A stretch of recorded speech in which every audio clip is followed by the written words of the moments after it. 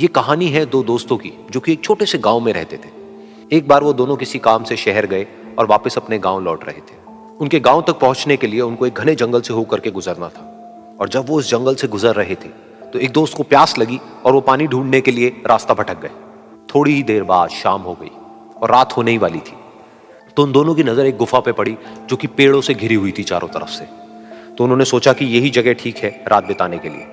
तो दोनों ने कुछ लकड़ियां इकट्ठी करी, उस गुफा के अंदर गए और आग जला करके वहां पे बैठ गए। रात का वक्त था, गुफा के अंदर आग जल रही थी, बाहर बिल्कुल अंधेरा था और कुछ जानवरों की आवाजें आ रही थी। तो उन दोनों में से जो एक दोस्त था वो अंदर ही अंदर डरने लगा, क्योंकि उसने भूत प्रेतों की बहुत कहानियां सुनी थी कि रात के वक्त जंगल में कुछ भयानक आत्माएं भटकती हैं और अगर उनको कोई ऐसा भटका हुआ आदमी मिल जाए तो उसको नहीं छोड़ती। तो जब उसने भूत प्रेतों की बात अपने दोस्त से करी तो उसके दोस्त ने हंसते हुए उससे पूछा, क्या कभी तूने किसी भूत को देखा है? तो उसने कहा, नहीं मैंने तो नहीं देखा, लेकिन मेरे कुछ जान पहचान के लोग हैं जिन्होंने देखा है।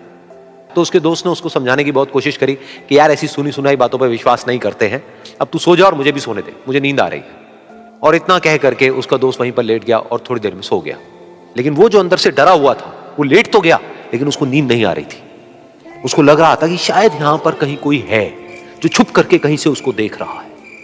उस आग की वजह से कुछ परछाइयां बन रही थी वहां पर पत्थरों पर, तो उन परछाइयों को देख करके भी वो डर रहा था। फिर कुछ घंटे तक ऐसे ही चलता रहा। फिर उसके बाद में क्योंकि वो थका हुआ था तो उसको नींद आ गई। लेकिन नींद आने के कुछ देर बाद ही उसको एक सपना आया।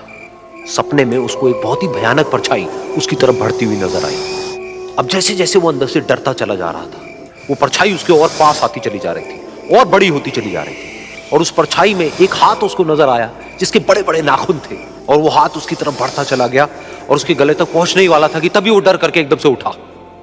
फिर उसने अपने दोस्त की तरफ देखा जो कि सो रहा था, उसको पकड़ करके जोर से उठाया।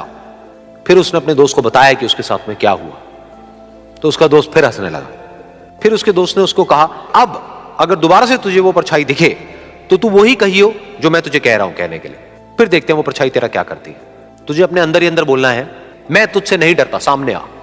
तो उसके दोस्त ने वैसा ही किया। थोड़ी देर बाद दोबारा से उसको सपने में वही परछाई नजर आई और वो परछाई धीरे धीरे उसकी तरफ बढ़ने लगी। लेकिन इस बार वो उस परछाई से डरा नहीं, बल्कि अपनी पूरी हिम्मत जुटा करके उसने वही कहा, मैं तुझसे नहीं डरता, सामने आ। मैं तुझसे नहीं डरता, सामने आ। मैं तुझसे नहीं डरता, सामने आ। जैसे जैसे वो ये बोलने लगा वो परछाई छोटी होने लगी और उससे दूर होने लगी।